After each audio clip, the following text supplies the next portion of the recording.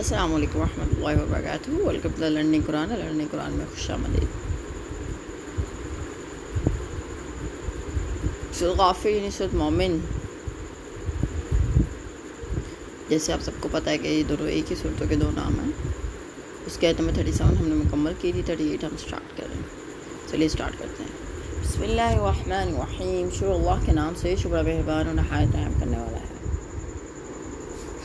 وقال الذی، اور کہا وہ جو آمن ایمان لائے آیا تھا، یا قومی، ہے میری قوم، اتبعونا، تم پیروی کرو، اہدیکم، میں تمہیں راہ دکھاؤں، سبیل الرشاد، بھلائی کا۔ اور جو شخص ایمان لایا تھا وہ کہنے لگا، اے میری قوم میری پیروی کرو تو میں تمہیں بھلائی کی راہ بتاؤں گا۔ یا قوم ہی ہے میری قوم، انما، اس کے سوا، حاضی، یہ حیات الدنیا، دنیا کی زندگی، متاعون، تھوڑا سا فائدہ، و ان الاخرہ، اور بے شک آخرت، ہی یا یہ دار القرار، ہمیشہ رہنے کا گھر ہے۔ اے میری قوم، یہ دنیا کی زندگی تو بس چند روزہ ہے، اور ہمیشہ کے قیام کا گھر آخرت ہی ہے۔ اب وہ پہلے مرد مومن جو صرف اپنے قوم کو بتا رہا تھا، وہ مرد مومن کھل کر سامنے آتا ہے۔ فرعون نے کہا تھا کہ اپنی بصیرت کے مطابق جو راہ بھلائی کی دیکھتا ہوں وہی تمہیں بتا رہا ہوں۔ اس مرد مومن نے فرعون کی اس بات کے جواب میں کہا، بھلائی کی راہ وہ نہیں جو تم کہتے ہو کہ موسیٰ کو قتل کر دیا جائے،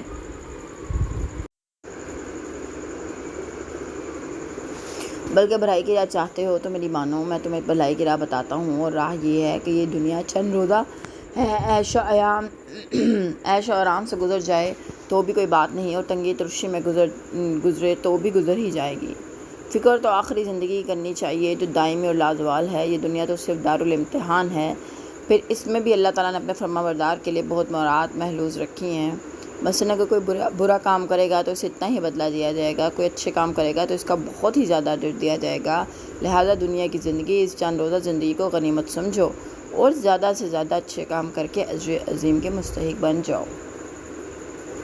ان عاملہ، جس نے عمل کیا، سیئاتن، برا، فلا یجزا، اس نے بدلہ نہ دیا جائے گا، الا مثلہا، مگر اسی جیسا، ومن عملہ، اور جس نے عمل کیا، صالحا، اچھا، من ذکر، مردوں میں سے، او انثی، یا عورتوں میں سے، وہو، اور بشرط یہ کہ مومن، وہ مومن، فاولئک، تو یہی لوگ، یدخلون الجنت، داخل ہوں گے جنت میں، یرزقون، وہ رزق دیے جائیں گے، فیہا، اس میں، بغیر حساب، بے حساب۔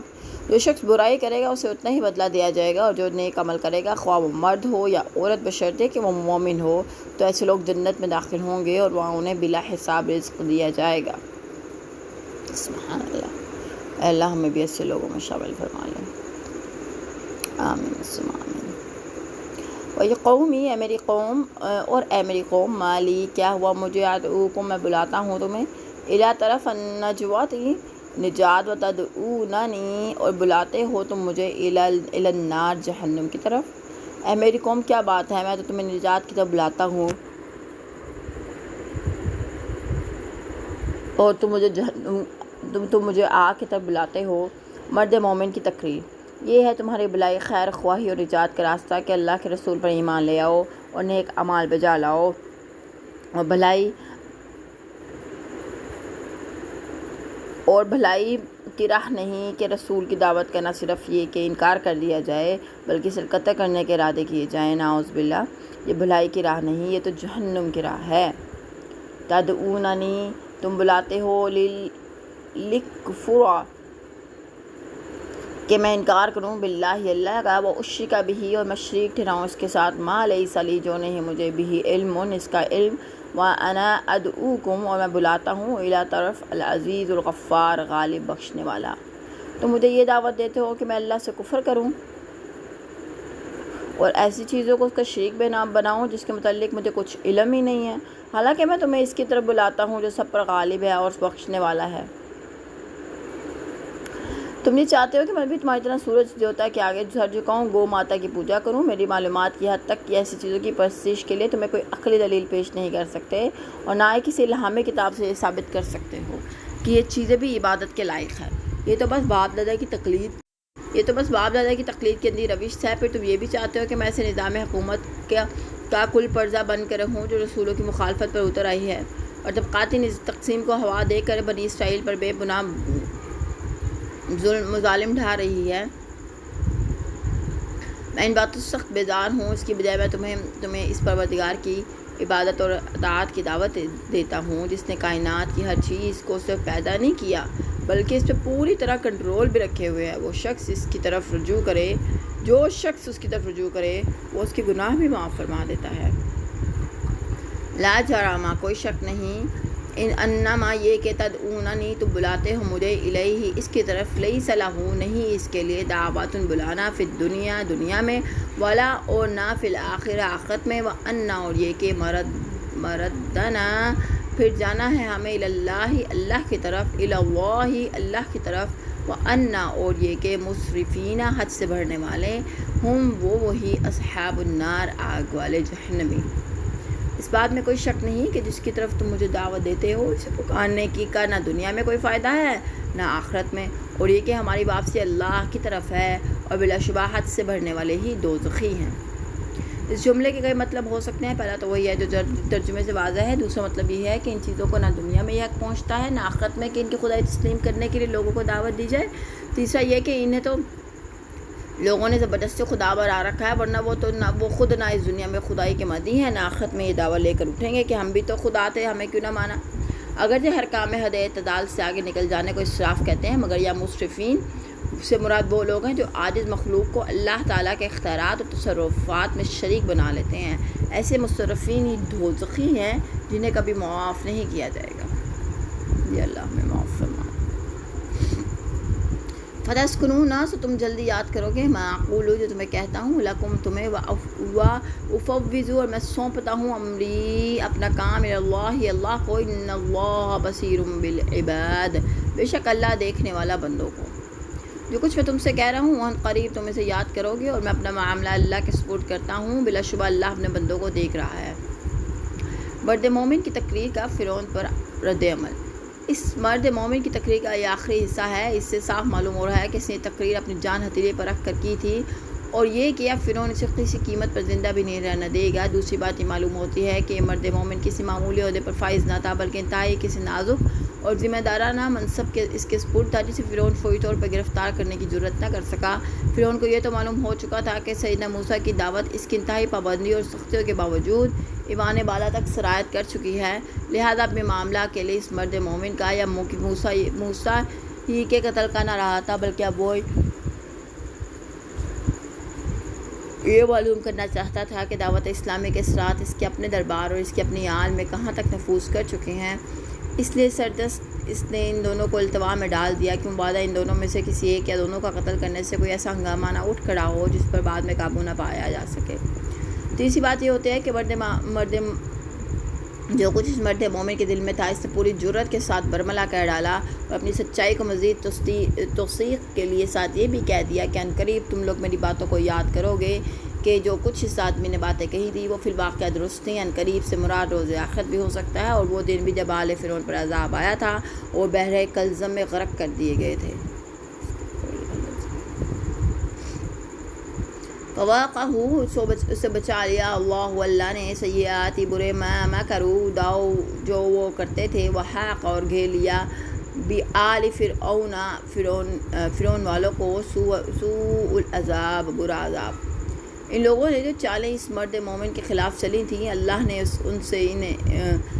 ان سے اسے بچا لیا، اور آل فرعون خود بھی برے عذاب میں گر گئے۔ معلوم ایسا ہوتا ہے کہ فرعون اس مرد مومن کو فوری طور پر قتل نہیں کرنا چاہتا تھا، بلکہ اس کو گرفتار کر کے اسے جسمانی تعذیب دینا چاہتا تھا تاکہ اس سے وہ سب باتیں اگلوا لے جن باتوں کی اسے ضرورت تھی۔ ان لوگوں نے اس مرد مومن کے خلاف کیا چالیں چلی تھی اس کی وضاحت معلوم نہیں ہو سکی۔ بہرحال اس واقعے کے بعد جلدی سیدنا موسیٰ علیہ السلام کو ہجرت کا حکم مل گیا، اور یہ مرد مومن بھی مہاجرین میں شامل تھا۔ اس طرح اسے فرعون کی چالوں سے نجات مل گئی، اور جب وہ فرعون اور آل فرعون نے ان مہاجرین کا تعاقب کیا تو خود ہی اپنی چال میں پھنس گئے۔ النار، واق، یعرضون، وہ حاضر کیے جاتے ہیں، علیہ، اس پر، غدواً، صبح، وعشیاً، اور شام، یوم، اور جس دن، تقوم الساعۃ، قیامت قائم ہوگی، ادخلوا، داخل کرو، آل فرعون، فرعون والے، اشد العذاب، شدید ترین عذاب۔ وہ صبح و شام آگ میں پیش کیے جاتے ہیں، اور جس دن قیامت قائم ہوگی تو حکم ہوگا آل فرعون کو سخت ترین عذاب میں داخل کر دو۔ فرعون اور آل فرعون کا انجام اور عذاب قبر کا ثبوت۔ ان غرق ہو کر مرنے والوں میں سے صرف فرعون کی لاش کو اللہ نے بچا لیا اور باقی سب لوگوں کی لاشیں سمندر میں یا آبی جانوروں کی خوراک بن گئیں یا سمندر کی تہہ میں چلی گئیں۔ فرعون کی لاش کو سمندر کی موجوں نے اللہ کے حکم سے کنارے پر پھینک دیا تاکہ قیامت الناس اس خدائی کا دعویٰ کرنے والے شہنشاہ کا حشر دیکھ کر عبرت حاصل کر سکے۔ اور یہ مدتوں ساحل سمندر پر پڑی رہی اور گلی سڑی نہیں بلکہ جو کی تو قائم رہی۔ کہتے ہیں کہ اس کے مردہ جسم پر سمندر کے نمک کی لبیز تہ چڑھ گئی تھی جس کی وجہ سے اس کا جسم گلنے سڑنے سے محفوظ رہا۔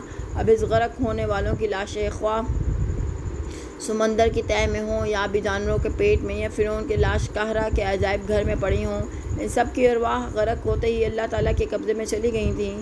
غرق ہونے کے دن سے لے کر قیامت تک ان ارواح کو ہر روز صبح و شام اس دوزخ پہ لا کھڑا کیا جاتا ہے جس میں وہ قیامت کے دن اپنے جسموں سمیت داخل ہوں گے۔ ان کی موت سے لے کر قیامت تک کے عرصے میں جسے اصطلاحی زبان میں عالم برزخ کہا جاتا ہے، اس سے فاق پر پیشی ہوتی ہے اور اس سے ارواح کی ہوتی ہے، لیکن قیامت کے دن وہ آگ میں داخل ہوں گے اور جسموں سمیت داخل ہوں گے۔ اس لحاظ سے عالم برزخ کا عذاب قیامت کے عذاب کی نسبت بہت ہلکا اور قیامت کا عذاب عالم برزخ کے مقابلے میں شدید تر عذاب ہے۔ اس آیت میں عالم برزخ کے عذاب قبر کی ٹھیک صراحت موجود ہے، لیکن اس کے باوجود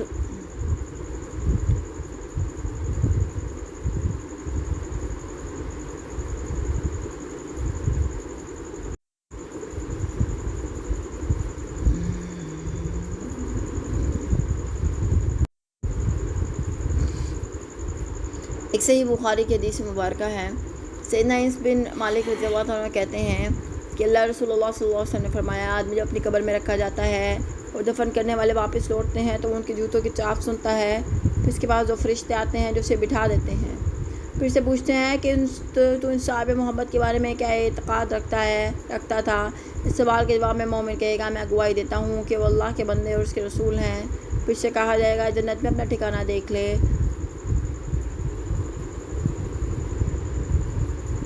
اللہ نے اس کے بدلے اس کو جنت میں ٹھکانہ دے دیا، پھر اس کی قبر کشادہ کر دی جاتی ہے۔ لیکن کافر یا مومن سے جب سوال کیا جاتا ہے تو اس شخص کے بارے میں کیا رائے رکھتا ہے تو وہ کہے گا، وہ کچھ نہیں جانتا، جو کچھ لوگ کہتے تھے میں بھی وہی کچھ کہہ دیتا تھا۔ پھر سے کہا جائے گا کہ نہ تو خود سمجھا نہ سمجھانے والے کی رائے پہ چلا۔ پھر سے لوہے کے ہتھوڑوں سے اتنی مار پڑتی ہے کہ وہ چلا اٹھتا ہے اور جن و انس کے سوا سب اس کے آس پاس والے اس کی چیخ و پکار کو سنتے ہیں۔ صحیح بخاری۔ ایک اور حدیث مبارکہ میں ہے، سیدنا ابو ایوب انصاری رضی اللہ تعالیٰ عنہ کہتے ہیں کہ ایک دفعہ سورج غروب ہونے کے بعد رسول اللہ صلی اللہ علیہ وسلم مدینہ سے باہر گئے، وہاں ایک آواز سنی تو فرمایا، یہ یہودیوں کو ان کی قبروں میں عذاب ہو رہا ہے۔ سیدنا ابن عباس رضی اللہ عنہ فرماتے ہیں کہ ایک دفعہ رسول اللہ صلی اللہ علیہ وسلم دو قبروں پر سے گزرے، آپ نے فرمایا ان دونوں کو عذاب ہو رہا ہے اور کسی بڑی بات میں عذاب نہیں ہو رہا۔ ان میں سے ایک تو چغلی کھاتا پھرتا تھا اور دوسرا اپنے پیشاب سے احتیاط نہیں کرتا تھا۔ پھر آپ نے ایک ہری ٹہنی لی اور اس کے دو ٹکڑے کیے اور ہر قبر پہ ایک ٹکڑا گاڑ دیا۔ پھر فرمایا، امید ہے کہ جب تک یہ ٹہنیاں خشک نہ ہوں ان پر عذاب ہلکا رہے۔ تو چغلی کرنے کا بہت عذاب ہے قبر کے اندر، اور پیشاب کے احتیاط نہ کرنے کا، جہاں پہ چھینٹے پڑیں ان کو اچھی طرح پراپر طریقے سے واش کرنا بہت ضروری ہے۔ سیدنا ابو ہریرہ رضی اللہ تعالیٰ عنہ فرماتے ہیں کہ رسول اللہ صلی اللہ علیہ وسلم یہ دعا مانگا کرتے تھے، اے اللہ میں قبر کے عذاب سے، دوزخ کے عذاب سے، زندگی اور موت کی بلاؤں سے اور کان دجال کے فتنے سے تیری پناہ چاہتا ہوں۔ یا اللہ ہمیں بھی قبر کے عذاب سے، دوزخ کے عذاب سے، زندگی موت کی بلاؤں سے اور کان دجال کے فتنے سے پناہ دے دے۔ یا اللہ ہم سب کو پناہ دے دے۔ یا اللہ ہم سب کو پناہ دے دے۔ وَإِذَا اور جب یتحاجون باہم جھگڑا کریں گے، فی النار آگ میں، فیقولو تو کہیں گے، افاؤ کمزور، للذین ان لوگوں کو جو استکبروا وہ بڑے بنتے تھے، انا کننا بے شک ہم تھے، لکم تمہارے تبعا تابع، فہل تو کیا تم مغنون دور کر دو گے، انا ہم سے نصیبہ کچھ حصہ، من النار آگ کا۔ اور جب وہ دوزخ میں ایک دوسرے سے جھگڑا کریں گے تو کمزور لوگ بڑا بننے والوں سے کہیں گے، ہم دنیا میں تمہارے تابع فرمان تھے تو کیا تم دوزخ کے عذاب کا کچھ حصہ ہم سے ہٹا کر ہمارے کسی کام آؤ گے؟ متی و مطالعہ کا مکالمہ۔ بڑا بننے والوں سے مراد ہر وہ شخص جس کا اپنا حلقہ اثر ہو اور اس حلقے میں بھی اس کی بات تسلیم کی جاتی ہو۔ یہ گاؤں کے چودھری بھی ہو سکتے ہیں، حکمران بھی اور سرکاری درباری حضرات بھی۔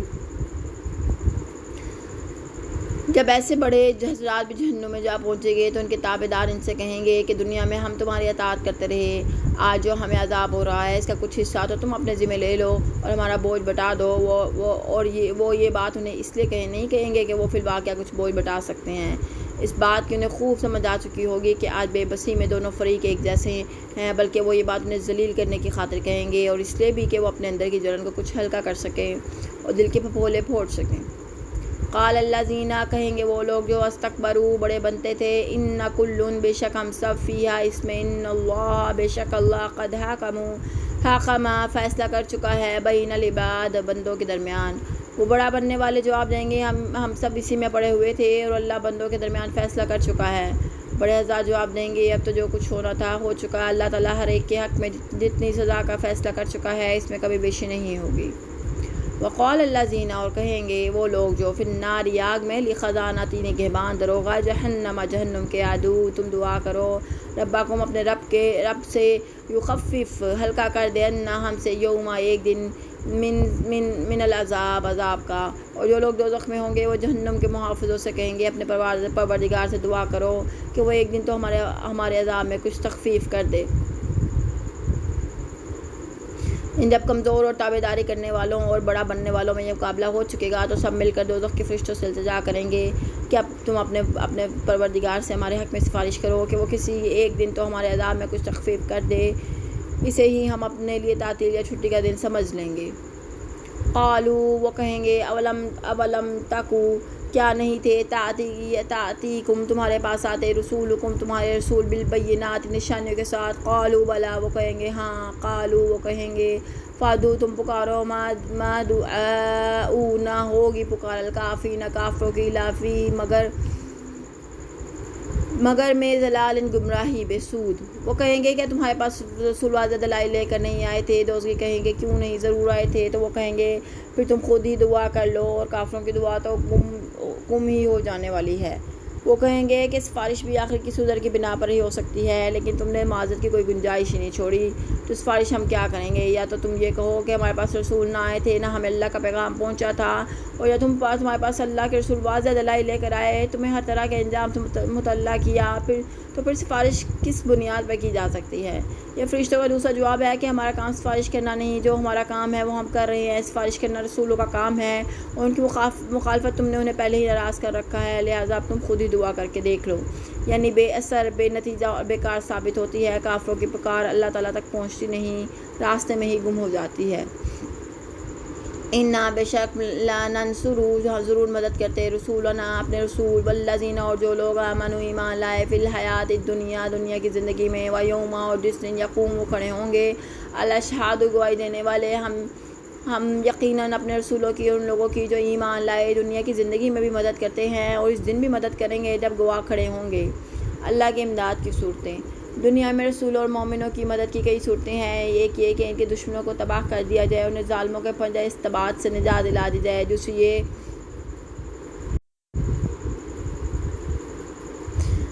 قیامت کے دن جب ہر نبی سے اس کی امت کے متعلق گواہی لی جائے گی، علاوہ نیک بندوں کی بھی جن کی معرفت لوگوں کو اللہ کا پیغام پہنچا دیا گیا تھا۔ اس دن میدان حشر میں جمع شدہ تمام لوگوں کو معلوم ہو جائے گا کہ انبیاء اور صالحہ کا مقام عام لوگوں سے کس قدر بلند ہے، نیز وہ یہ بھی دیکھ لیں گے کہ اس دن جب کوئی کسی کی مدد نہ کرے گا، اللہ اپنے نبیوں اور ایمانداروں کی کس طرح مدد اور حوصلہ افزائی کرتا ہے۔ سبحان اللہ۔ یوم، جس دن، لا ینفع نفع نہ دے گی، الظالمین ظالم، معذراتہم ان کی عذر خواہی، ولہم اور اس کے لیے، لعنت ولہم اور اس کے لیے، سوء الدار برا ٹھکانہ۔ جن ظالموں کو ان کی معذرت کچھ بھی فائدہ نہ دے گی، ان کے لیے لعنت ہے اور برا گھر ہے۔ وَلَقَدْ آتَيْنَا اور تحقیق ہم نے دی موسیٰ الہدیٰ ہدایت، وَأَوْرَثْنَا اور ہم نے وارث بنایا، بنی اسرائیل الکتاب کتاب تورات۔ ہم نے موسیٰ کو ہدایت عطا کی اور بنی اسرائیل کو کتاب تورات کا وارث بنایا، یعنی سیدنا موسیٰ کو فرعون جیسے ظالم اور جابر حکمران کے پاس بھیجا، تو ساتھ ہی ساتھ ان کی رہنمائی بھی کرتے رہے کہ اب انہیں آگے کون سا قدم اٹھانا چاہیے تاکہ انہیں اور ان کی مظلوم قوم کو فرعون کی چیرہ دستیوں سے نجات دلا کر انہیں کامیابی سے ہمکنار کریں۔ کتاب کے وارثوں کی ذمہ داریاں۔ فرعون کی غرقابی کے بعد موسیٰ کو جو کتاب تورات عطا فرمائی، اس پہ بھی عقل و خرد کے لیے سبق حاصل کرنے کے لیے بھی بہت کچھ سامان تھا، اور دنیا میں زندگی گزارنے کے لیے بھی وہ زندگی کے ہر پہلو میں رہنمائی مہیا کرتی تھی۔ ہم نے اس عظیم الشان کتاب کا بنی اسرائیل کو وارث بنا دیا تھا تاکہ وہ دنیا میں ہدایت کے علمبردار بن کر ٹھہریں۔ انعام میں دراصل مسلمانوں کو تسلی بھی دی گئی اور خوشخبری بھی۔ مسلمان اس وقت ایسے ہی حالات سے دوچار تھے کہ اللہ تعالیٰ نے فرمایا کہ وہ اپنے نبی اور مسلمانوں کو اسی حال میں نہیں چھوڑے گا، بلکہ قدم قدم پر ان کی رہنمائی فرمائے گا تاکہ وہ کامیابی سے ہمکنار ہو جائیں۔ پھر انہیں جو کتاب دی جا رہی ہے، مسلمانوں کو ہی اس کا وارث بنایا جائے گا تاکہ وہ اسے دنیا کے کونے کونے تک پہنچا دیں اور تمام لوگوں کی ہدایت کا فریضہ انجام دے دیں۔ آمین ثم آمین۔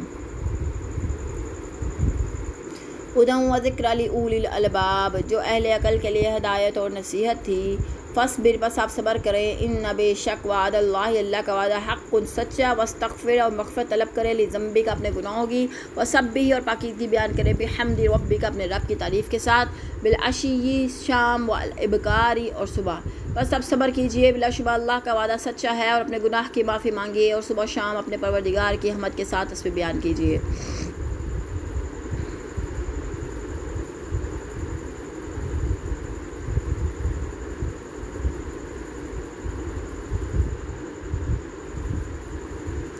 آیت کے اس ٹکڑے میں اجمالاً 500 نمازوں کا ذکر آیا ہے، ایک پہلے حصے کے دن کی، 4 پچھلے دن کی۔ یہ دراصل 500 نمازوں ان کے اوقات کے تمہیدی حکم تھا جو بعد میں فرض کی گئی تھیں۔ قرآن کریم میں کئی مقامات پر مشکل پڑھنے میں صبر اور نماز کا ذکر اکٹھا آیا ہے، کیونکہ اللہ کی یاد میں جس قدر طبیعت مصروف ہو، اس قدر دوسری پریشانیاں خود بخود کم ہوتی جاتی ہیں۔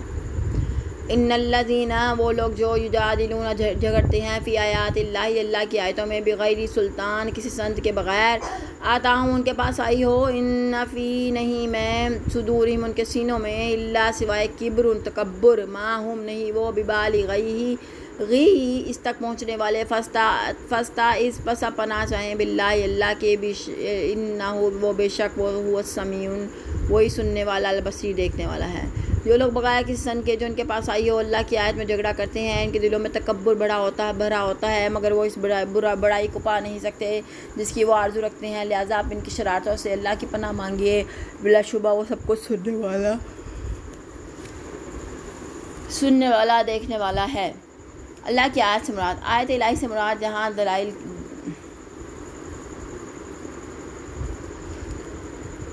دلائل توحید اور دلائل البحث سے بات الموت ہیں، کیونکہ انہی دو باتوں میں کفار مکہ زیادہ تکرار کیا کرتے تھے، فضول قسم کی بحث کیا کرتے تھے۔ اللہ تعالیٰ نے انہیں مخاطب کرتے ہوئے فرمایا ہے کہ ان کے پاس کوئی اگلی دلیل تو ہے نہیں جس کی بنا پر وہ مدلل بحث کر سکیں، بلکہ ان کے جھگڑے کی اصل وجہ ان کا تکبر ہے۔ وہ جو سوچتے ہیں کہ اگر ہم نے رسول کی بات مان لی تو پھر ہمیں اس کا مطیع بن کے رہنا پڑے گا، اور یہی بندار نفس ان کے ایمان لانے میں آڑے آ رہا ہے۔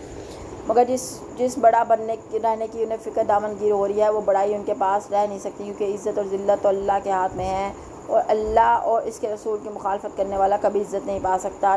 جس بلند مقام پر وہ اپنے آپ کو کھڑا سمجھ رہے ہیں، لازم انہیں اس مقام سے نیچے اترنا اور ذلیل ہونا پڑے گا۔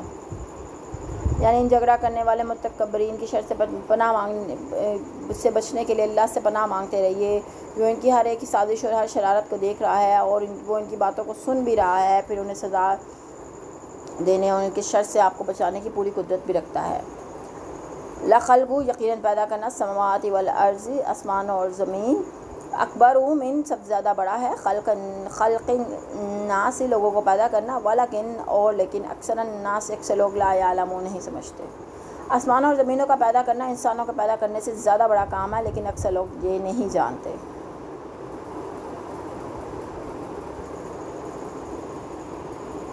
یہاں سے ان آیات کا آغاز ہوتا ہے جن میں لوگ جھگڑا کیا کرتے تھے کہ ان میں پہلے بعث سے بعد الموت کو لیا گیا ہے، اور سوال اس بنیاد پر کیا گیا ہے کہ کفار مکہ اس بات کو تسلیم کرتے تھے کہ آسمانوں اور زمینوں کو پیدا کرنے والا اللہ ہے، اور سوال یہ ہے کہ اگر اللہ تعالیٰ اس قدر عظیم الجثہ مخلوق پیدا کر سکتا ہے تو کہ انسان کو ہی دوبارہ پیدا نہ کر سکے گا؟ یہ گویا عقلی دلیل ہوئی کہ ایسا ہونا یقیناً ممکن ہے۔ وما یستوی اور برابر نہیں الاعمی نابینا والبصیر اور بینا والذین اور جو لوگ آمنوا وعملوا الصالحات جنہوں نے ایمان لائے اور نیک عمل کیے ولا مسیح اور نہ بدکار قلیلا بہت کم ما تتذکرون جو تم غور و فکر کرتے ہو۔ نابینا اور بینا یکساں نہیں ہو سکتے، اور جو لوگ ایمان لائے اور اچھے عمل کیے اور وہ اور بدکردار یکساں نہیں ہو سکتے، مگر تم لوگ کم ہی سوچتے ہو۔ ایک دنیا دار اور متقی کے کردار کا موازنہ، یہ بعث بعد الموت پر دوسری دلیل ہے، یعنی ایک شخص اپنا تمام طرز زندگی وحی الہی کی روشنی میں استوار کرتا ہے، اللہ کے کلمے کو بلند کرنے کے لیے ہر طرح کے مصائب برداشت کرنے کے لیے تیار ہو جاتا ہے، پھر اپنی زندگی اور اپنی خواہشات پر کئی طرح کی پابندی عائد کرتا ہے جو حکم الہی کے مطابق ضروری تھیں، ہمیشہ راست بازی اور دیانتداری سے کام لیتا ہے، کسی کو نہ فریب دیتا ہے نہ کسی پر زیادتی کرتا ہے، وہ ایک شریف انسان کی طرح اللہ سے ڈرتے ہوئے محتاط زندگی گزار رہا ہے۔ دوسرا وہ شخص ہے جس کے بعد تقلید آبا اور جہالت کی تاریکیوں کے سوا کچھ نہیں، اپنے نفس کی خواہشوں کو پورا کرنے کے لیے وہ لوگوں کے حقوق پر ڈاکے ڈالتا ہے، اور اس کی زندگی کا اصول مفاد پرستی ہوتی ہے، جس کی خاطر وہ ہر طرح کی زیادتی کرنے پر ہر وقت آمادہ رہتا ہے، پھر اس کے سامنے اللہ کے حضور جواب دہی کا تصور ہوتا ہی نہیں۔ اس کا مقصد یہ ہوتا ہے کہ جس طرح سے بھی اور جتنی بھی دنیا اکٹھی کر لی جائے، عیش و عشرت کر لی جائے، بس وہی غنیمت ہے۔ تو بتاؤ کہ کیا ان دونوں کا انجام ایک جیسا ہی ہونا چاہیے کہ دونوں مر کر مٹی ہو جائیں؟ نہ نیک انسانوں کو ان کے اچھے اعمال کا صلہ ملے، نہ بد کردار لوگوں کو ان کی کرتوتوں کی سزا ملے، اور اگر تمہارے خیال میں یہ دونوں شخص ایک جیسے نہیں اور دونوں کا انجام ایک جیسا نہ ہونا چاہیے، پھر ضروری ہے کہ انسان کو دوسری زندگی دی جائے جس میں اسے اس کے اعمال کا اچھا یا برا بدلہ دیا جائے۔ گویا اصل دلیل کا محاصل یہ تھا کہ ایسا ہو سکتا ہے، اور دوسری دلیل کا محاصل یہ ہے کہ ایسا ہونا چاہیے۔ ان ساعۃ بے شک قیامت لآتیۃ ضرور آنے والی ہے، لا ریب نہیں شک فیہا اس میں، ولکن اور لیکن اکثر الناس اکثر لوگ لا یؤمنون ایمان نہیں لاتے۔ بلا شبہ قیامت آنے والی ہے جس میں کوئی شک نہیں، لیکن اکثر لوگ ایمان نہیں لاتے۔ جہاں عقل کی حد ختم ہو جائے وہاں سے وحی کا آغاز ہوتا ہے، اور وحی کی بنیاد یقینی علم پر ہے۔ اس آیت میں بڑے زوردار الفاظ میں انسان کو اللہ تعالیٰ متنبہ فرما رہے ہیں کہ قیامت کے آنے میں کوئی شک کی گنجائش نہیں، وہ آ کے رہے گی، کسی کے روکنے یا نہ چاہنے سے رک نہیں سکتی۔ عقلی دلائل کا محصل تو یہی ہو سکتا ہے کہ فلاں چیز کا ہونا ممکن ہے یا ہونا چاہیے، لیکن عقل یہ حکم نہیں لگا سکتی فلاں چیز یقیناً واقعہ ہو کے رہے گی، یہ بس وہی الہی کا کام ہے جو کائنات کے خالق اور اس کے آغاز اور انجام سے پوری طرح واقف ہے۔ ضمناً اس سے یہ بات معلوم ہو جاتی ہے کہ دین کی بنیاد محض قیاس و استدلال پر نہیں رکھی گئی، بلکہ اس کی بنیاد وحی الہی یقینی علم پر رکھی گئی ہے۔ وقال اور کہا ربکم تمہارے رب نے ادعونی تم دعا کرو مجھ سے استاجب میں قبول کروں گا لکم تمہاری، ان الذین بے شک جو لوگ یستکبرون تکبر کرتے ہیں عن عبادتی میری عبادت سے، سیدخلون عن قریب وہ داخل ہوں گے جہنم داخلین خوار ہو گئے۔ آپ کے پروردگار نے فرمایا مجھے پکارو میں تمہاری دعا قبول کروں گا، جو لوگ میری عبادت سے ناک منہ چڑھاتے ہیں عن قریب ذلیل و خوار ہو کر جہنم میں داخل ہو جائیں گے۔ دعا عبادت ایک ہی چیز ہے، بلکہ دعا عبادت کا مغز ہے۔ اس آیت سے صاف طور پر معلوم ہوتا ہے کہ دعا یا کسی کو حاجت روئی اور مشکل کشائی کے لیے پکارنا عبادت ہم معنی ہے۔ اس آیت کے پہلے جملے میں اللہ تعالیٰ نے فرمایا کہ مجھے پکارا کرو میں تمہاری پکار کو قبول کرتا ہوں، دوسرے جملے میں فرمایا جو لوگ میری عبادت سے تکبر کرتے ہیں، جو اس آیت پر واضح دلیل ہے کہ دعا اور عبادت ایک ہی چیز ہے۔ پھر اس مفہوم کی حدیث سے تصحیح بھی ہوتی ہے۔ آپ نے فرمایا الدعاء هو العبادہ، یعنی پکارنا ہی اصل عبادت ہے، اور یوں فرمایا دعاء مخ العبادہ، یعنی دعا ہی عبادت کا مغز یا اصل عبادت ہے۔ دعا کیسے ہے اب ہم یہ دیکھیں گے، دعا عبادت کیسے ہے۔ دعا کرنے والا اس وقت دعا کرتا ہے جب کسی چیز کے حصول یا کسی مصیبت کی دفع کے ظاہری اسباب مفقود ہوں، اور جس کو پکارتا ہے وہ سمجھ کے پکارتا ہے کہ وہ جہاں کہیں بھی ہے میری پکار کو سن رہا ہے، ساتھ ہی عقیدہ بھی رکھتا ہے کہ اس کا بعد میں اسباب پر اتنا تصرف ضرور ہے کہ وہ میری تکلیف کو رفع کر سکتا ہے، میری حاجت کو پورا کر سکتا ہے۔ گویا پکارے جانے والی ہستی کا ایک تو علم غیب نیز سمیع و بصیر ہونا ضروری ہے، اور یہ صرف اللہ کے سوا کسی کی نہیں ہو سکتی۔ دوسری، جب تک اسباب کائنات میں سے اس کا تصرف تسلیم نہ کیا جائے، اسے دعا کرنا ایک فعل عبث قرار پاتا ہے۔ گویا اللہ تعالیٰ کی مخصوص صفات کو کسی دوسری ہستی میں تسلیم کرنا، اسے اللہ کا ہمسر شریک سمجھنا، اور یہی چیزیں شرک ہے۔ اور جس شخص نے اللہ کے علاوہ کسی دوسری ہستی کا وحیت کا یہ مقام دے دیا، تو وہ اس کے مقابلے میں اس خود بندگی کے مقام پر اتر آیا، گویا پکارے جانے والی ہستی اس کی معبود بن گئی، اور یہ پکارنے والا عبادت گزار، اور اس کی پکار عین عبادت ہوگی۔ اللہ مانگنے والوں سے خوش اور نہ مانگنے والوں سے ناراض ہوتا ہے، یہ عبادت کا خاصہ ہے۔ واضح ہے کہ انسان اللہ سے دعا کرتا ہے اور وہ کبھی قبول ہوتی ہے، کبھی نہیں ہوتی، کبھی بہت مدت بعد ہوتی ہے، کبھی فوراً ہی ہو جاتی ہے۔ جو اس کے کچھ آداب اور کچھ اسباب ہیں جن کی تفصیل حدیث میں مذکور ہے، یہاں صرف یہ بات ذہن نشین کرانا مطلوب ہے کہ دعا قبول نہ بھی ہو تو اس کا بہت فائدہ ہے، کیونکہ دعا بذات خود عبادت ہے، اور جتنی دیر اس نے دعا مانگنے میں لگائی وہ مدت گویا اس نے عبادت میں ہی گزار دی۔ لہذا ہمیں یہی حکم ہوا ہے کہ ہم اللہ سے دعا مانگتے رہیں۔ اس کا قبول کرنا یا بدیر قبول کرنا سب کچھ اللہ تعالیٰ کی حکمت کے تابع ہے۔ دوسری بات جو اس آیت سے معلوم ہوتی ہے وہ یہ ہے کہ اللہ سے مانگنا اور مانگتے رہنا تقاضۂ بندگی ہے، اور جو شخص اللہ سے نہیں مانگتا تو یہ بات عبادت سے انکار، تکبر کی علامت ہے۔ بالالفاظ دیگر اللہ تعالیٰ مانگنے سے خوش اور نہ مانگنے والے سے ناراض ہوتا ہے، اور یہ سب عبادت کے مفہوم میں شامل ہے، عبادت کے لفظ میں شامل ہے۔ اور ان کی تکبر کی سزا ہوگی کہ قیامت کے دن خوب جوتے کھائیں گے اور ذلت و رسوائی کے ساتھ جہنم میں پھینک دیے جائیں گے۔ اللہ الذی، اللہ وہ ہے جس نے جعل بنائی لکم تمہارے لیے اللیل رات لتسکنوا تاکہ تم آرام پکڑو، فیہ اس میں، والنہار اور دن مبصرا دکھانے کو، ان اللہ بے شک اللہ لذو فضل فضل والا علی الناس لوگوں پر، ولکن اور لیکن اکثر الناس اکثر لوگ لا یشکرون شکر نہیں کرتے۔ اللہ وہ ذات ہے جس نے تمہارے لیے رات بنائی تاکہ تم اس میں آرام کر سکو اور دن کو روشن بنایا۔ اللہ تو یقیناً لوگوں پر بڑا صاحب فضل ہے، لیکن اکثر لوگ شکر نہیں کرتے۔ ہر جاندار میں کام اور آرام کا خود کا نظام۔ رات کو نہ سورج کی گرمی ستاتی ہے، نہ ہی سورج جیسی تیز روشنی ہوتی ہے، تاریکی اور مناسب حد تک ٹھنڈک، یہ دونوں باتیں نیند اور آرام کے لیے سازگار ہیں۔ اور دن کو کام کاج کے لیے روشن بنایا، اس میں کسی مصنوعی روشنی کے بغیر ہی کام چل سکتا ہے۔ رات اور دن کو اللہ تعالیٰ نے دلیل توحید کے طور پر پیش فرمایا ہے۔ مطلب یہ ہے کہ دن اور رات سورج کے اور زمین کے درمیان ایک انتہائی باقاعدہ نظام کی نشاندہی کرتے ہیں، جس سے واضح طور پر معلوم ہوتا ہے کہ سورج اور اس زمین کا خالق، مالک اور ان پر کنٹرول کرنے والی ہستی ایک ہی ہو سکتی ہے۔ اور اگر ان سیاروں کے مالک الگ الگ دیوتا ہوتے جیسا کہ مشرکوں کا خیال ہے تو یہ دن رات کا نظام کبھی باقاعدگی کے ساتھ نہ چل سکتا۔ پھر اسی دن اور رات کے نظام میں رات کو آرام کرنے اور دن کو کام کرنے کے لیے اللہ تعالیٰ کے حیران کن عجائب بات ہیں۔ دن کو کام کرتے وقت انسان کے بے شمار خلیے ضائع اور تباہ ہوتے رہتے ہیں۔ رات کو جب انسان آرام کرتا ہے تو نیند کی حالت میں اور ان ضائع شدہ خلیوں کی جگہ دوسرے نئے خلیے پیدا ہوتے ہیں، اور جب یہ کام ٹھیک طور پر مکمل ہو چکتا ہے تو انسان جاگ اٹھتا ہے، گویا اس کا آرام کا وقت پورا ہو گیا۔ پھر وہ نئے سرے سے تازہ دم ہو کر صبح کو پھر سے کام کاج کرنے کے قابل ہو جاتا ہے، اور اللہ تعالیٰ کا بنایا ہوا یہ نظام خود کار ہے۔ اگر انسان کام کرنے کے بعد آرام نہ کرے تو اسے نیند جہاں بھی ہو دبا لیتی ہے اور اسے اس طرح آرام کرنا پڑتا ہے۔ اگر پھر بھی انسان اپنے فطری تقاضے پورا نہ کرے یا پورا کرنے میں کوتاہی کرے تو انسان کی صحت تباہ ہو جاتی ہے۔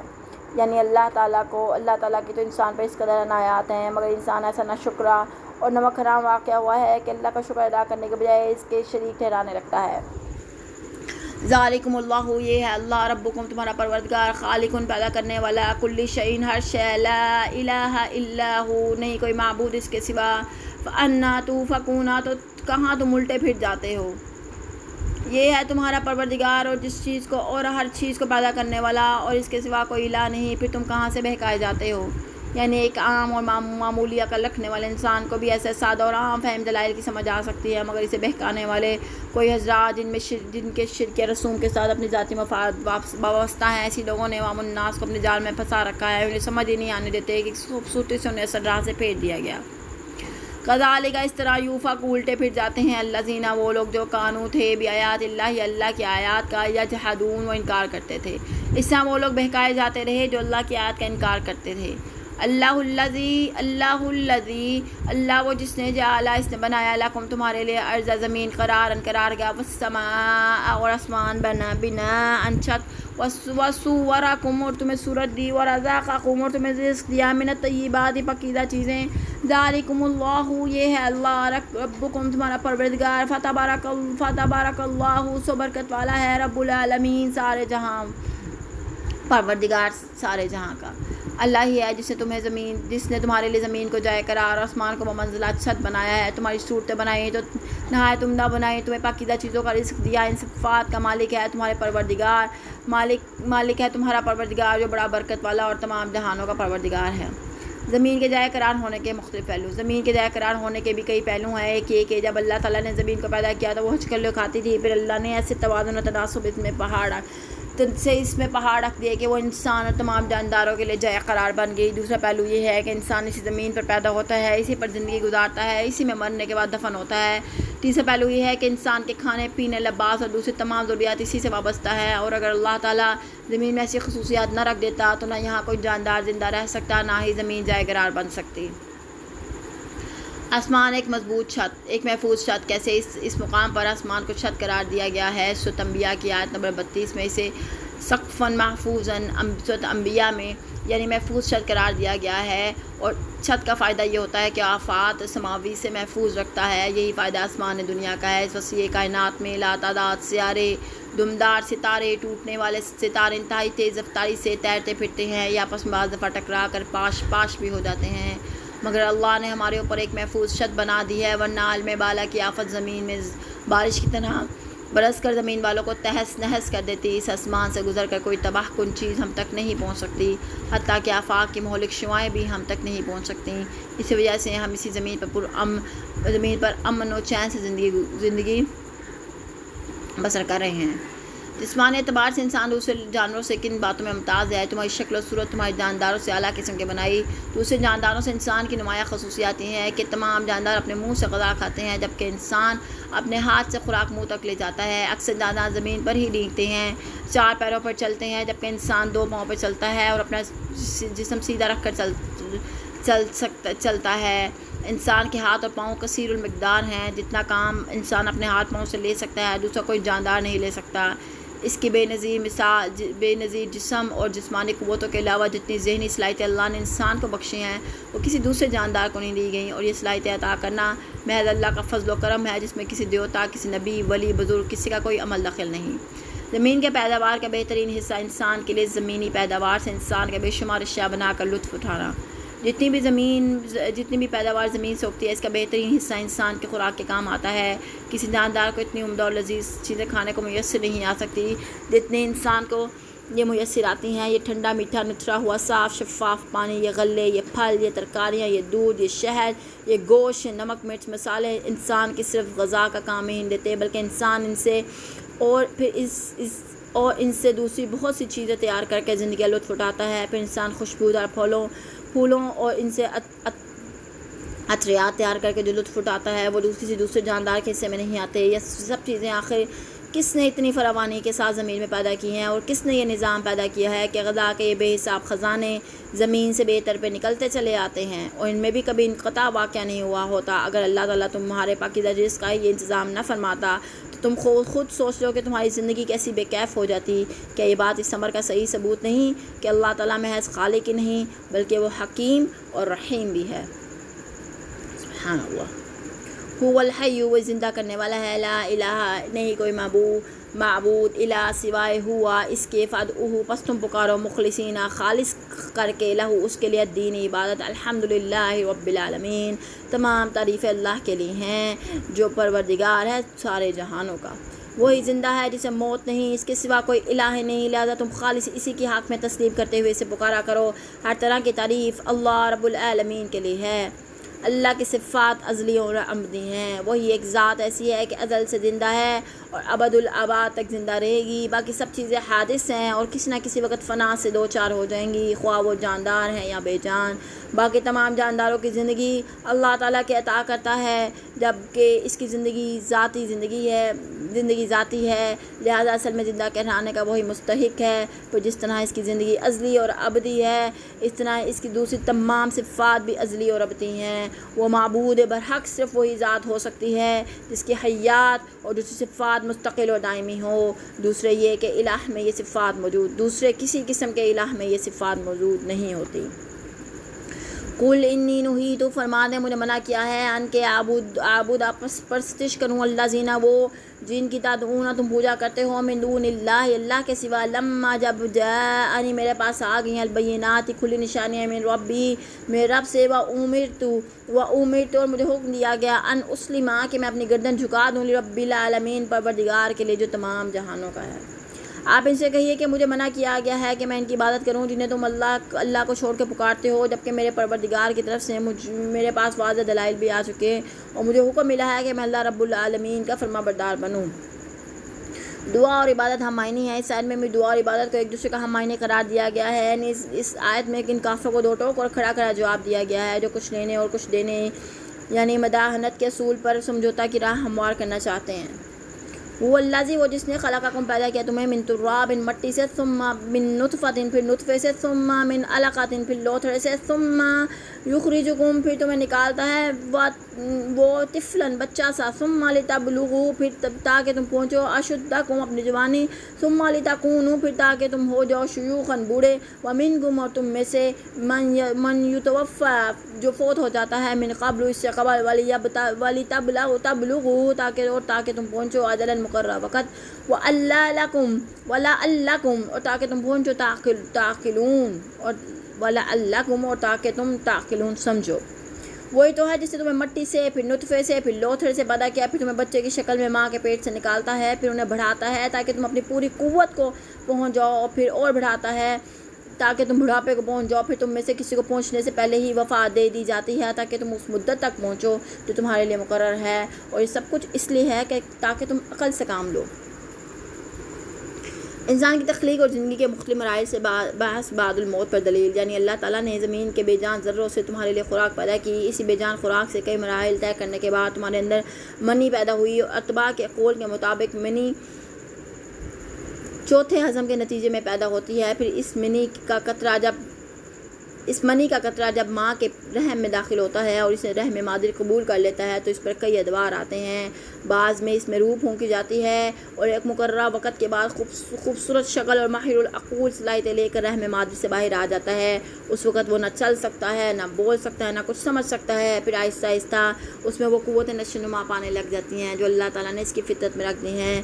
انسان کے بڑھنے کے ساتھ اس کی عقل، اس کا فہم، اس کی جسمانی قوت، اس کا قد و قامت، غرض، ہر چیز بڑھتی چلی جاتی ہے۔ پھر اس پر بڑھاپے کا وقت آتا ہے تو پہلی جیسی غذائیں کھانے کے باوجود قد بڑھنا رک جاتا ہے، دوسری قوتوں کی میں کمی واقع ہونی شروع ہو جاتی ہے، اور آخری مرحلہ موت ہے جو کبھی تو بچپن میں آ جاتی ہے، کبھی اسقاط ہو جاتا ہے، کبھی جوانی میں انسان مر جاتا ہے، کبھی بوڑھا کھوسٹ ہونے کے باوجود بستر مرگ پر ایڑیاں رگڑتا ہے مگر اسے موت نہیں آتی۔ ذرا سوچو ان مراحل میں سے کوئی مرحلہ بھی تمہارے اپنے اختیار میں ہے؟ پھر اگر بعد الموت کا ایک اور مرحلہ تم پر گزرے تو تم اسے کیسے محال سمجھتے ہو؟ موت سے متعلق چند اٹل حقائق۔ پھر موت ایک اضطراری امر اور اٹل حقیقت ہے جو اپنے اندر کئی تلخ حقائق سمیٹے ہوئے ہے۔ کوئی فقیر، کوئی امیر، کوئی بادشاہ اس کی گرفت سے نہ آج تک بچ سکا ہے اور نہ آئندہ بچ سکے گا۔ پھر اس کا جو وقت مقرر ہے وہ بھی آگے پیچھے نہیں ہو سکتا۔ بعض دفعہ انسان بے شمار حوادث سے بچ نکلتا ہے اور موت کے منہ سے بچا رہتا ہے، اور بعض دفعہ ایک معمولی سا حادثہ اس کے جان لیوا ثابت ہو جاتا ہے۔ کوئی بادشاہ کسی اعلیٰ سے اعلیٰ ہسپتال داخل ہو کر ماہر ڈاکٹروں کی خدمات حاصل کرنے کے باوجود موت کے وقت کو آگے پیچھے نہیں کر سکتا۔ اس میں جو ایک مرد مومن اور صاحب عقل کے لیے سبق ہے وہ یہ ہے کہ دشمن اسلام طاقتیں جتنا بھی زور لگا لیں، جتنے بھی ذات سازشیں تیار کر لیں، کسی کا بال بیکا نہیں کر سکتی جب تک کہ اس کی موت کا وقت نہ آ جائے۔ سیدنا خالد بن ولید تقریباً 100 جہاد کے مارکوں میں شریک ہوئے، لیکن موت آئی تو بستر مرگ پر گھر میں ہی آئی۔ ایک عقیدہ ایک مجاہد میں بے پناہ جرأت پیدا کر دیتا ہے۔ پھر اس کا ایک اور پہلو بھی قابل غور ہے کہ ایک خطۂ زمین جس میں ایک ہی قسم کا بیج ڈالا جائے، سیراب ایک ہی طرح کے پانی سے ہو، موسم و آب و ہوا ایک جیسی ہو، نگہداشت بھی ایک جیسی ہو، اس خطۂ زمین کے سارے پودے تقریباً ایک ہی جیسی پرورش اور زندگی پاتے ہوں، مگر ایک ہی والدین کے 6 بچے جن کی خوراک ایک، آب و ہوا ایک، گھر ایک، ماں باپ ایک، لیکن عمریں سب کی جدا جدا ہوتی ہیں۔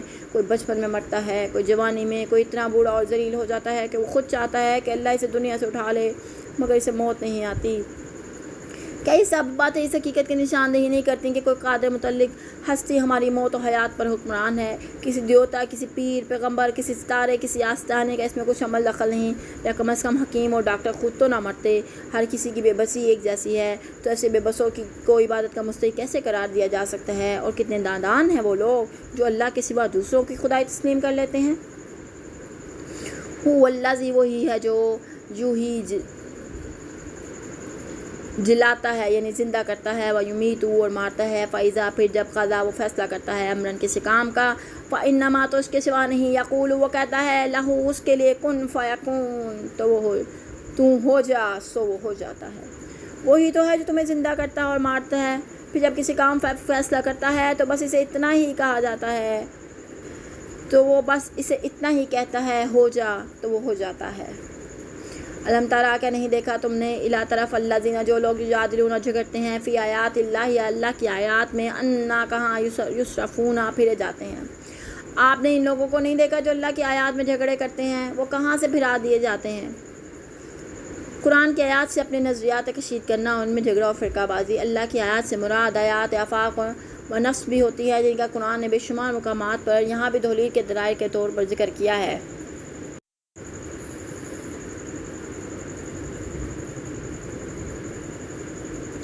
الذین جن لوگوں نے کذبوا جھٹلایا بالکتاب کتاب کو وبما اور اس کو جو ارسلنا ہم نے بھیجا بھی اس کے ساتھ رسولنا اپنے رسول فسوف پس جلد یعلمون وہ جان لیں گے۔ ان لوگوں نے اس کتاب قرآن کو بھی جھٹلایا اور ان کتابوں کو بھی جو ہم نے رسولوں کو دے کر بھیجی تھیں، ان قریب انہیں سب کچھ معلوم ہو جائے گا، کیونکہ سابقہ کتب السماوات کی بنیادی تعلیم وہی کچھ ہے جو قرآن کریم کی ہے۔ ان لوگوں کا قرآن یا پہلی کتابوں کو جھٹلانا یہ ہے کہ وہ قرآن سے ہدایت نہ لینے کے خواہش مند ہوتے ہیں، بلکہ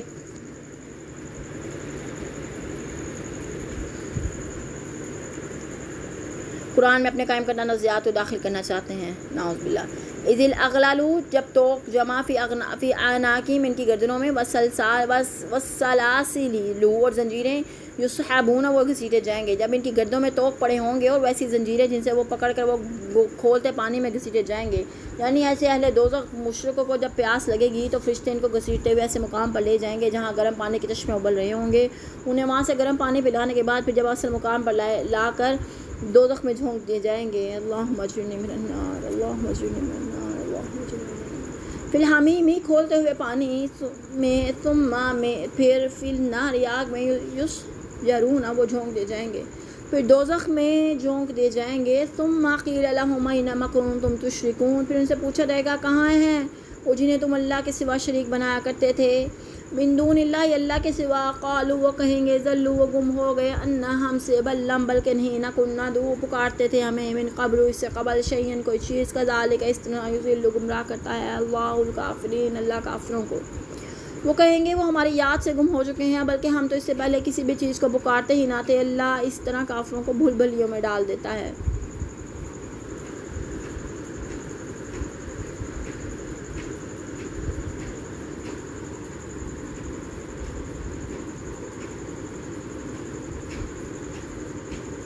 اس جملے کے دو مطلب ہو سکتے ہیں اور دونوں ہی درست ہیں۔ ایک جو ترجمے سے واضح ہے کہ مشرکین لوگ سب کچھ بھول بھلا کر اپنے شرک سے ہی یکسر انکار کر دیں گے۔ دوسرا یہ ہے کہ جن چیزوں کو ہم دنیا میں پکارتے رہے وہ فی الواقع ان کے اختیار میں کچھ بھی نہ تھا اور وہ لاشی محض تھے۔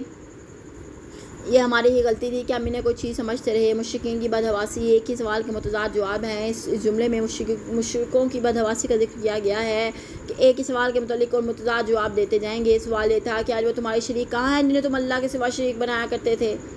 اس کا ایک تو جواب وہ دیں گے کہ ہمیں تو کچھ یاد ہی نہیں پڑتا کہ ہم اللہ کے سوا کسی کو پکارتے تھے، اور کوئی ایسی بات تھی بھی تو وہ ہمیں آج دکھائی نہیں دے رہی یا ہماری یاد سے محو ہو چکی ہے۔ دوسرا جواب یہ ہے کہ وہ صاف مکر جائیں گے کہ ہم کب اللہ کے سوا کسی کو پکارتے تھے۔ اور تیسرا جواب یہ ہے کہ وہ اللہ کئی مقامات میں مذکور ہے کہ عبادت کرنے والے اپنے معبودوں پر وہ الزام لگائیں گے کہ یا اللہ ان بڑے بزرگوں نے ہمیں گمراہ کیا تھا، لہٰذا انہیں دگنا عذاب دیجیے۔ اس جواب میں وہ اپنے جرم کا پورا اعتراف کر رہے ہوں گے۔ یعنی سوال ایک ہے مگر جواب ایک ایسی گومگو کی حالت ہے، کبھی انکار ہے کبھی اعتراف ہے۔ انہیں سمجھ ہی نہیں آ رہی ہوگی کہ ہم کون سا جواب دے کر اس پہ ڈٹ جائیں جس کی وجہ سے ان کی باطل کی ٹھوس بنیاد ہی نہیں ہوتی۔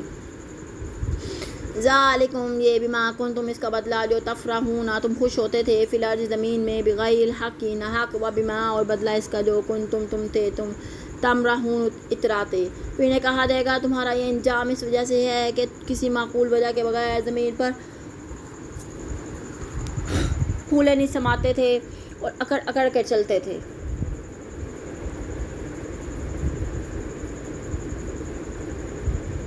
ادخلوا تم داخل ہو جاؤ ابواب جہنم جہنم کے دروازے، خالدین ہمیشہ رہنے کو، فیہا اس میں، وبئس سو برا، مسوا ٹھکانہ ہے المتکبرین تکبر کرنے والوں کا۔ دوزخ کے دروازوں میں سے داخل ہو جاؤ، تم اس میں ہمیشہ رہو گے، تکبر کرنے والوں کا کیسا برا ٹھکانہ ہے۔ تکبر کی تعریف اور متکبرین کا انجام۔ ان دونوں آیت سے دو باتیں معلوم ہوتی ہیں کہ قبول حق سے انکار کی سب سے بڑی وجہ تکبر ہوتی ہے، دوسری یہ کہ دوزخ میں سب سے زیادہ بھرتی متکبرین کی ہوگی۔ انہی باتوں کو مزید تفاصیل حدیث میں بھی ملتی ہے۔ سیدنا عبداللہ بن مسعود رضی اللہ تعالیٰ عنہ کہتے ہیں کہ آپ صلی اللہ علیہ وسلم نے فرمایا، جو شخص جنت میں داخل نہ ہوگا وہ شخص جنت میں داخل نہ ہوگا جس کے دل میں رائے بھر بھی تکبر ہو۔ ایک شخص کہنے لگا، ہر انسان اس بات کو پسند کرتا ہے کہ اس کا کپڑا اچھا ہو، اس کی جوتی اچھی ہو، کیا یہ تکبر ہے؟ آپ نے فرمایا، اللہ خوبصورت ہے، خوبصورتی کو پسند کرتا ہے، تکبر تو یہ ہے کہ تو حق کو ٹھکرا دے اور لوگوں کو حقیر سمجھے۔ حارثہ بن وہب خزائی کہتے ہیں کہ آپ صلی اللہ علیہ وسلم نے فرمایا کہ میں تمہیں اہل جنت کی خبر نہ دوں؟ وہ ایسے کمزور و گمنام لوگ ہوں گے کہ اللہ کے بھروسے پر قسم کھا بیٹھیں گے تو اللہ ان کی قسم پوری کر دیں گے۔ اور کیا میں تمہیں اہل دوزخ کے متعلق نہ بتاؤں؟ یہ اکھڑ مزاج، بد خلق اور متکبر دوزخی ہوتا ہے۔ ہر اکھڑ مزاج، بد خلق اور متکبر دوزخی ہوتا ہے۔ یا اللہ ہمیں معاف فرما دے، یا اللہ ہمیں معاف فرما دے۔ سیدنا عبداللہ بن مسعود کہتے ہیں کہ جس شخص کے دل میں رائے برابر بھی تکبر ہوگا وہ جہنم میں جائے گا۔ فاصبر، پس آپ صبر کیجئے، ان وعد اللہ، بے شک اللہ کا وعدہ، حق حق، فاما، پس اگر نرینک، ہم آپ کو دکھائیں، بعض الذی، وہ جو، نعیدہم، ہم ان سے وعدہ کرتے ہیں، او نتوفینک، یا ہم آپ کو وفات دیں گے، فالینا، پس ہماری طرف یرجعون، وہ لوٹائے جائیں گے۔ پس اے نبی صلی اللہ علیہ وسلم آپ صبر کیجئے، اللہ کا وعدہ سچا ہے۔ ہم نے جس عذاب کا ان سے وعدہ کیا ہے ہو سکتا ہے اس کا کچھ حصہ ہم آپ کو آپ کی زندگی میں ہی دکھا دیں یا آپ کو اٹھا لیں اور انہیں بعد میں عذاب دیں، آخر انہیں ہماری ہی طرف لوٹ کر آنا ہے۔ کفار مکہ پر عذاب کی تین صورتیں، یعنی یہ کفار مکہ جو آپ کو ستا رہے ہیں اور اسلام کی راہ سے روکنا چاہتے ہیں، ان کے متعلق اللہ کا عذاب کا وعدہ جو پورا ہونا ہے اس کی تین صورتیں ہیں۔ ایک یہ کہ آپ کے جیتے جی ان پر عذاب آئے گا، جیسا کہ جنگ بدر، جنگ احزاب اور فتح مکہ کے وقت کافروں کی رسوائی ہوئی۔ دوسری صورت یہ ہے کہ ان کے عذاب کا کچھ حصہ آپ کی زندگی کے بعد آئے گا، اور اس سے مراد وہ جنگیں ہیں جو سیدنا ابو بکر صدیق رضی اللہ تعالیٰ عنہ اور سیدنا عمر رضی اللہ تعالیٰ عنہ نے مرتدین، ملحدین اور کافروں سے لڑیں اور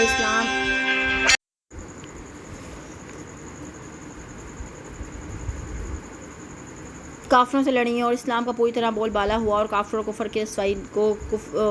رسوائی نصیب ہوئی۔ تیسری اور حتمی صورت یہ ہے کہ آخر مرنے کے بعد انہوں نے ہمارے پاس ہی آنا ہے۔ اس وقت ہم ان سب کے بل نکال دیں گے اور انہیں ان کے جرائم کا پورا بدلہ دیں گے۔